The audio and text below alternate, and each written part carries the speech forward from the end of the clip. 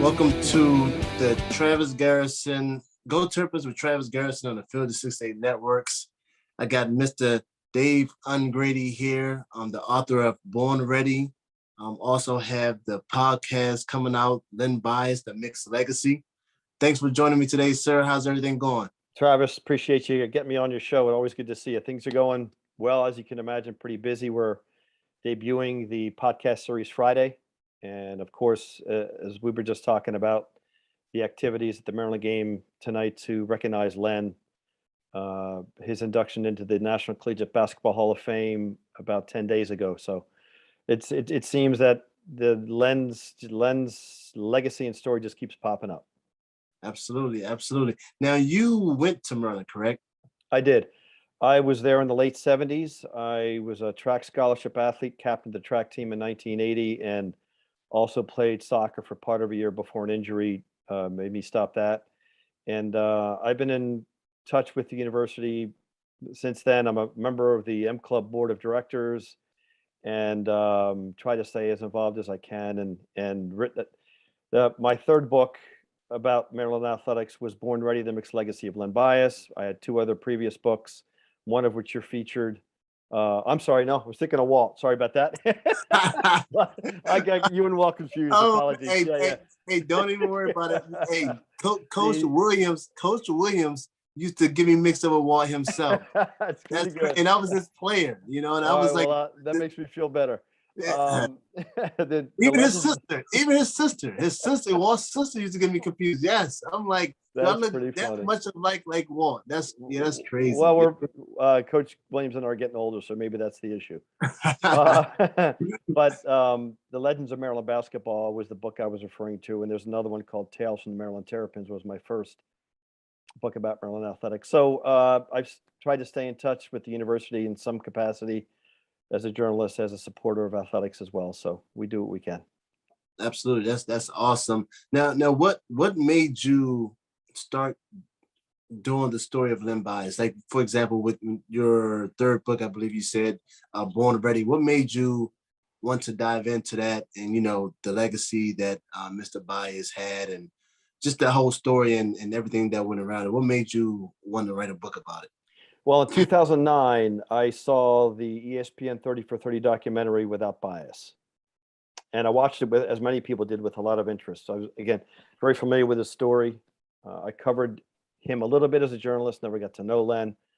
But I was in between jobs then. I had been laid off from a job in the media profession and was looking for other work. And I saw the documentary, and then it made me look into what books had been written about Len's legacy. Since I had written two other books about Maryland athletics, I thought it was a natural thing to do. And I realized there was one written in the late 1980s by a journalist from the Baltimore Sun. I'm forgetting his name off the top of my head, but that focused on primarily the immediate aftermath of Len's death. And it focused on Len, Lefty Driesell, and then Chancellor Robert Slaughter, how his death affected them and how they maybe did things that may have contributed to what happened with Len and Maryland athletics. So, and even the 30 for 30 documentary pretty much ended after Len died. And I knew there was so much more to his story. And I saw what it did to people in Maryland athletics. Dick Dole was the athletic director when Len died, as an example. And Dick was an assistant track coach on the team when I was there. And everybody who knew Dick, just out and out respect for him, very kind man, very generous man. He would do anything for anybody. And I saw how it really altered his life, and not in a positive way. So that's an example. I saw what it did to the university, how the university was restructured because of a lack of revenue for several years because of Len's death, how it hurt basketball and football almost simultaneously, and the struggles that the university went through. Plus, perhaps most importantly, Travis, shortly after Len died, Congress passed the 1986 Anti-Drug Abuse Act, which I was somewhat familiar with, but not until I started looking into the book did I really understand what that meant and what that did.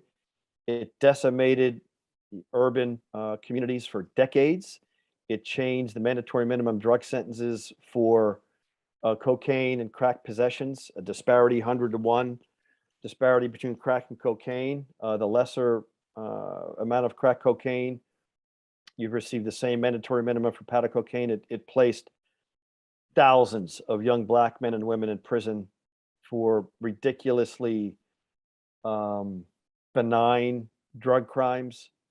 If you were, as an example, if you were a doorman standing outside of a building and making sure nobody came through the door to see what was happening with the cocaine production behind you, you never touched it, you never sold it, you never even saw the guy who ran the business. Conspiracy, you would receive the same 5-year mandatory minimum for 5 grams of crack cocaine as someone who had 500 grams of powder cocaine. Wow. So yeah, it was devastating. And Jay Billis, who many know who follow basketball, he's one of the prominent analysts in college basketball today for ESPN. Jay played against Len. They played the same years against each other. Jay was at Duke. And Jay's a pretty smart guy. He got a law degree, practiced law for a little bit, I think. And he says that's the part of the story that's really never been told.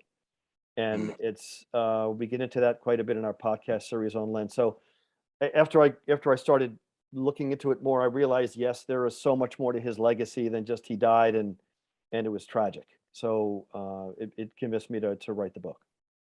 Now, when you wrote the book, I know you say you spoke to some individuals that was there or that had direct interactions maybe with Len or just been affected by it. Like what was that? Was people were you, how can I say it, accepted? Like when you told me the book you were doing, like how did people react? Like were they interested in answering the questions that you had, or they kind of was like, because I know it's a touchy subject, and even now when I talk to some individuals about it, some people don't want to go there, or you kind of know, like, don't talk to them about it because it's still a sensitive subject for them. It was a tremendous challenge, to be blunt. As an example, the first person I called when I decided to write the book was Dick Dole. Dick Dole told me for years that someday, Dave, I'm going to tell you the real story. And this went on for a few years. And so when I decided to write the book, I called Dick and he said, Dave, yeah, it's time. Let's talk. So he was my first call. I'm thinking, man, is it going to be this easy? As it turned out, a couple of weeks later, we were trying to set up a time to talk, and Dick I wasn't able to reach him. And then we finally talked. He said, Dave, it's just too hard to do. I can't do it. Wow. Yeah. Brian Tribble, who was one of the first people I called. I tracked him down. Brian was one of 3 people with Len when he died, and he was the only non-basket member of the basketball team then. And a lot of people had suspicions about Brian's connection to Len. He was the only one accused of crimes related to Len's death. He was acquitted on all charges about a year later after Len died. I met with Brian for a good hour and a half, went to his house. I don't know if you ever met Brian Tribble, but a very engaging guy, very friendly, very personable. But when it came down to cooperating, he wanted money. And I said, we're not paying anybody. And we didn't pay anybody to be involved with this. And that made it harder. I know for the 30 for 30 documentary, Tribble did tell me later in follow-up conversations that he was paid $30,000 to be part of that documentary. The Bias family was paid to be part of that documentary, quite a bit of money. And I'm not begrudging them that that's their right. But journalistically, we did not want to do that. So it was difficult. I thought one of the reasons I wanted to write the book is I thought, as my connections to the university, as a former athlete, having written 2 books already about athletics at Maryland, and I thought it would convince some of Len's teammates. I was confident I could talk to people within athletics. Dick Dole ultimately said no, but I thought I could talk with others. And it did help to some extent. Jeff Baxter talked with me. Keith Gatlin talked with me. John Johnson, who wouldn't talk to anybody. He maybe had one brief media interview in the course of 25 years since Len's death. And that was a fascinating conversation. We sat down at Bentley's and talked to him for about 2 hours and recorded that interview. I recorded some, didn't record others. The ones I recorded and that I was able to save, we use for the podcast. So, people like Tony Massenberg initially said he would talk, then he changed his mind. It turns out he and Walt decided to write a book about Len, and that came out a few years ago, and that was the reason that they gave to not wanting to participate in my book, and I understand that. So I talked about half of the team personally, and worked around it. Otherwise, just did research on things they said about Len in the past, and so got comments from at least as a primary source or as archive news information to really tie it together. Did you have a chance to talk to? Did you speak to Coach Giselle? I did quite a bit, and he gave me a lot of good content for the book. As I don't know if you got to know Lefty, how well you got to know Lefty, but Lefty is a very unique individual. Yes. He typical conversations would go something like, I don't know if I want to do this, but then you talk to him and he talks. So and I thought I tried to be respectful to him, to everybody. I respected those who didn't want to talk. I understood it. It was frustrating. Lefty did provide a lot of good content. I didn't record any of the interviews because I wasn't sure he was going to talk. So all of it was from notes. And he decided not to participate in the podcast series, except for one brief conversation I had that was on the record and I recorded. So Lefty, yes, I talked to Lefty quite a bit, and that worked out actually pretty well for the book. And if I can go back to Dick Dole as well, I had talked to Dick for a previous book one of the previous Maryland books that I wrote, and he talked about Len there. So I would use a lot of the quotes from that book about Len for the Len Bias book. So I did use some things, but it didn't go as in depth as I had hoped. Now, when you were interviewing these individuals, like I said before, I know it's still a sensitive subject to some individuals. Did anyone were they still like getting very emotional about talking about Len and the situation and the events that happened around it? Were they still emotional? Could you see that? Yes, Travis, two primarily come to mind. John Johnson, who was a freshman when Len died. And as I mentioned before, he was he had talked very little about Len until I convinced him to talk. And we talked. We were at Bentley's for a couple hours, and he was very somber throughout it. You could see tears come to his eyes every now and then. And nobody, except for one person, which I'll get to, none of the teammates were crying or it didn't get that emotional. Jeff Baxter talked very candidly about things, but he was sort of matter of fact about it. Keith Gatlin and Jeff was a recorded face-to-face interview. Keith Gatlin was a phone interview, and Keith was pretty matter of fact about it. Those were the two prominent teammates that gave me, and John gave me the best interviews. The most emotional interview I had was with Clint Venable, who was Jay Bias's best friend. Jay, of course, was Len's brother. He was 6 years younger, and coming out of high school, he was compared to Len. He was a pretty good ball player, and his coaches thought he was as good as Len. Not as big. He was 6'4".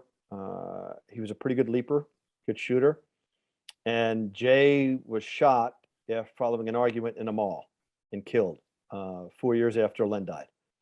And Clint Venable grew up with Jay, learned to play basketball with Jay at a place called The Rec, the Columbia, which you may be familiar with, the Columbia Park Recreation Center in Landover. That's where they learned how to play basketball.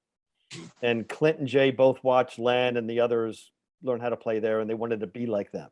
So Clint had a very deep connection with Len and Jay, more specifically Jay. He was a year older, and I did the interview with him in a restaurant, and we had lunch. And I mean, there are a couple of times tears are just coming out of his eyes when he talked about Jay. That was the most emotional interview that I had. But the players, for the most part, were pretty matter of fact about it, and because I think they've dealt with it for a good long time, and have talked a lot.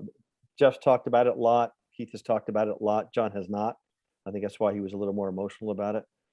If I can give you an example of someone else who wasn't his teammate but was Len's mentor, a guy named Johnny Walker, who was a coach at the Rec, And when Len learned how to play, Johnny convinced Len to play at that recreation center.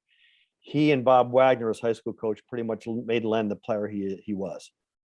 And Johnny was not returning my phone calls, and I knew he was an administrator at a high school in DC.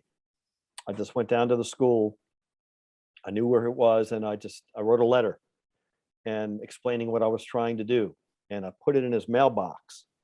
And as I was walking out, he came out of it. I asked to see if I could see him, but they said he was busy. So I just left the letter in his mailbox, and as I'm walking out, he comes out of his room, and I introduced myself and explained what I was trying to do. Said, I just put this letter in your mailbox. Would you mind taking a look at it? And Travis, I'm sitting there for a good 5 minutes while he's reading it, and he's facing, I'll never forget this, he's facing the mailbox, and his head's down for a few minutes, and he's thinking about it. And he turned around and he said, yeah, I'll do it. So those kind of things were gratifying when you can connect with somebody to do something that I think is this profound. And I sat with Johnny and a guy named Brian Waller, who was Len's one of his best friends in high school, and learned to play basketball at the rec with Len. They were high school teammates, and Brian played at Providence. So I talked to them together at their homes in Princeton and out near Bowie. 2 different interview sessions, 2 or 3 hours each time. So very intense. They were very, very somber during that whole conversation. So there was a lot of emotion to varying degrees, and mostly the people who knew him well were more emotional. Johnny, if I can get back to Johnny,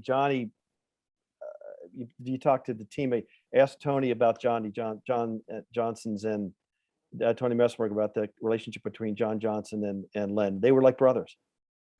John felt like he was a brother with Len. They became very close. So there were a lot of emotional connections between some of these guys and Len, and that showed in some of the interviews. Did you get any pushback? Like, were you ever talk to Len's mom? That's pushback. To be blunt, we reached out to the Bias family many times, letters, phone calls, emails. They never gave us a reason why. I even went up to see her speak in Pennsylvania on Martin Luther King Day in, I think it was 2011, and recorded the speech. And it's part of the podcast, some very dynamic moments of her speaking. If you've ever seen, I don't know if you've ever seen her speak, but she's very powerful. She spoke at my mom's church back when I was in high school. His mom came and spoke at the church. Okay, so you can relate to that. She wouldn't. I asked if I could talk to her before or after the speech. She would not talk with me.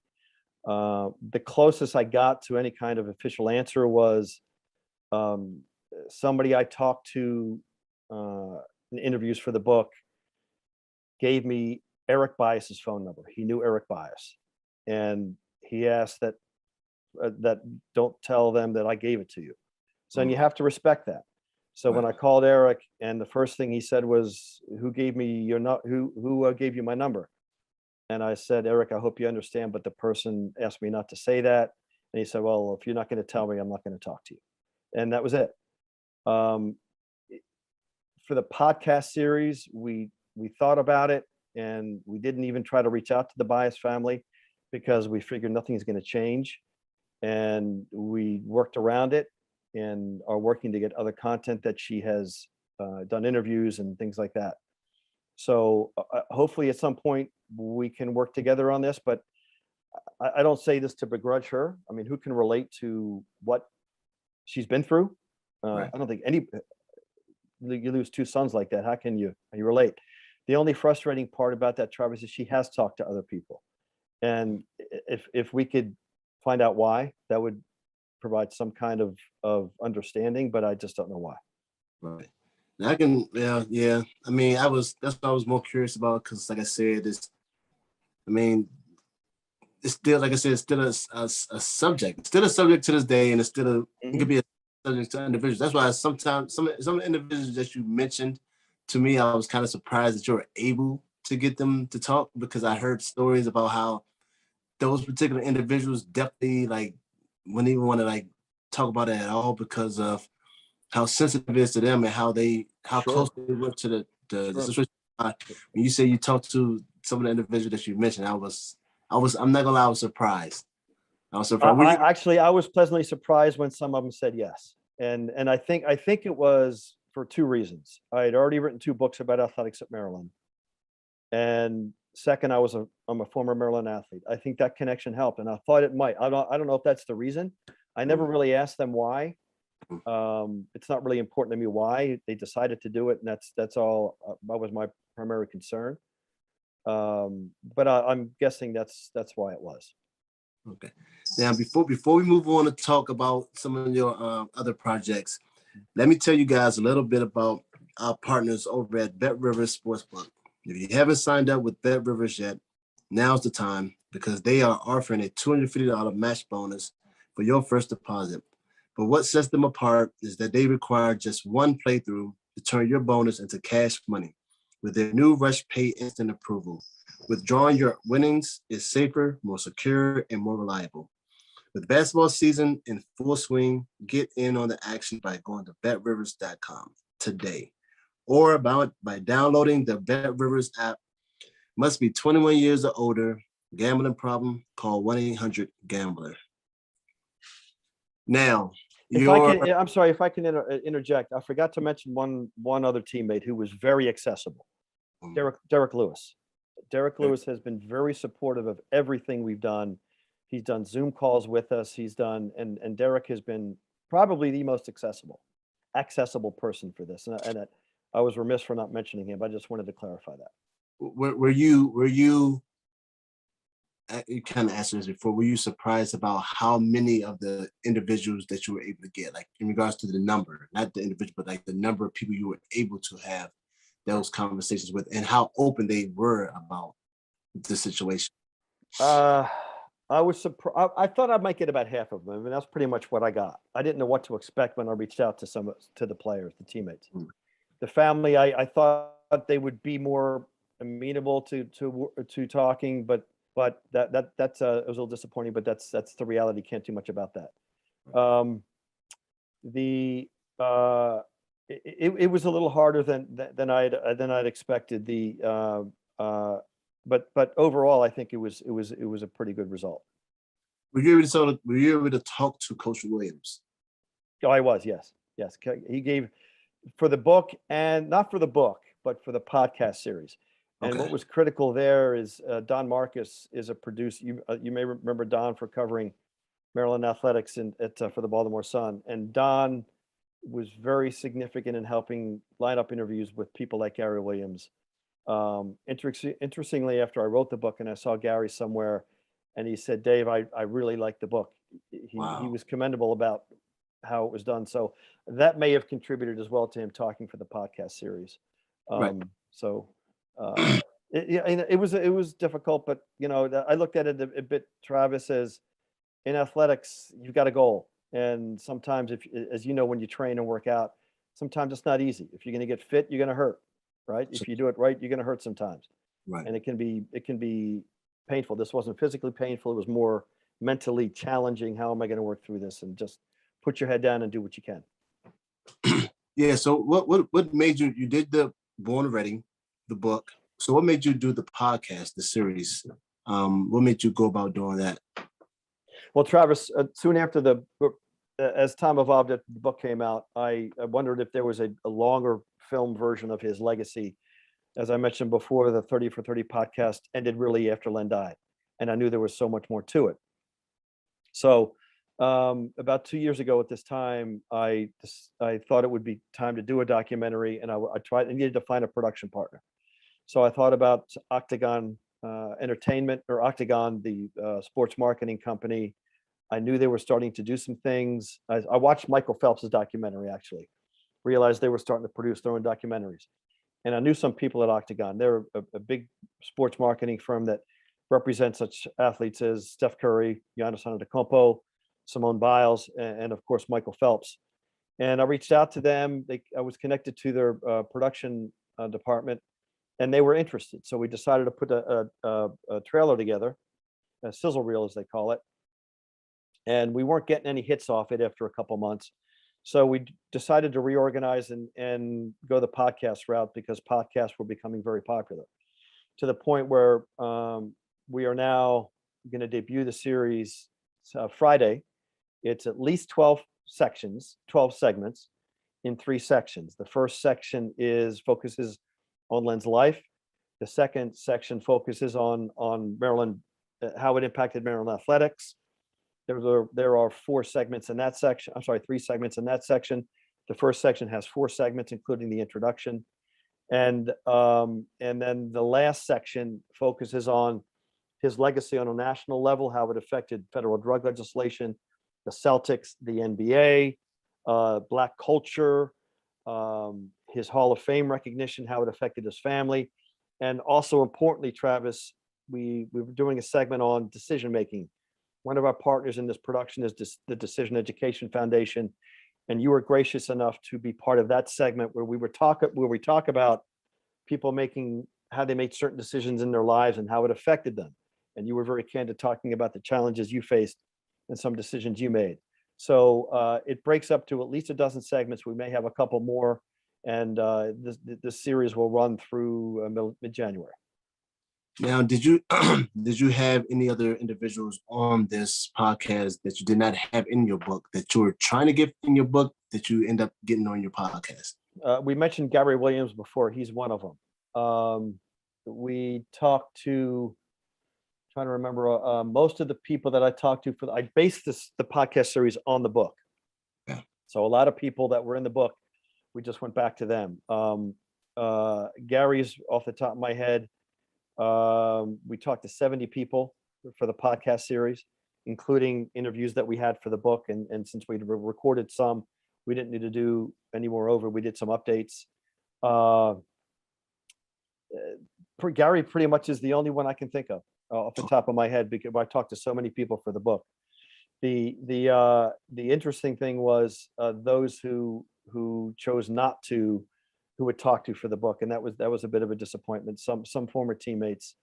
I thought maybe some who hadn't talked to the book maybe would talk for the podcast series, and they chose not to. But I knew it was going to be hard. I knew it was going to be a challenge. Actually, I'm thinking more now for the series and didn't talk for the book. Jay Billis was one. Scott Van Pelt we talked to for the podcast series. Justin Tinsley, who's a broadcaster for ESPN and a writer for The Undefeated, and he writes about Black culture. He gave us some good insight about Black culture. Another person we talked to, Reginald Dwayne Betts, who was a nationally acclaimed poet, an ex-convict who, when he was 16 from the DC area, was convicted of an armed robbery. And he has become a prominent poet in the Black culture. And he had some really good insight. And when he was in prison, he heard about Len Bias, and he related Len Bias's story to prison life. So that's how we sort of get into the Black culture of things, the Black culture aspect of Len's legacy. Those are some that come to mind. And actually, if a full list, if people want to get a full list, they can go to my website at gogradymedia.com. And there's a page that lists all the people that we talked to. Nice. So what is your goal? I think you probably mentioned it before, but what is your goal with this podcast right here? What are you trying to, what's your goal? Primary goal, Travis, I'm glad you asked that, is we've developed something called the 34+1 campaign. When we started the documentary idea, we wanted to put it under the 34+1 campaign, which is producing a long form audio or video presentation of Len's legacy. The podcast represents the audio form. Hopefully we'll get to the video documentary in a couple of years. I'm updating the book. I was hoping to have the book updated by this summer. I wasn't able to. I'm a teacher full time, and I also coach youth soccer professionally, and my son plays, and that's just a lot going on. I wasn't able to finish it the way I had hoped to. That's still in the plans. And I think the most important part of this is the Born Ready Project, which you can see the logo on the shirt. Right after I wrote the book, I was selling it at a lot of youth basketball tournaments, and people would come up and say, I'm glad you wrote the book. I wish you hadn't written the book. You get different comments. But a prominent comment also was, what are you doing with it? so you have the book out. What else are you going to do to help people? Right. And I'm glad they did. So the Born Ready Project is a program that teaches decision-making skills primarily to teenagers and young adults. And for a couple of years, I was speaking at schools and recreation centers. Then I became a teacher. I focused on that. Now we're bringing that back into the 34+1 campaign. 34 represents Len's number as a basketball player.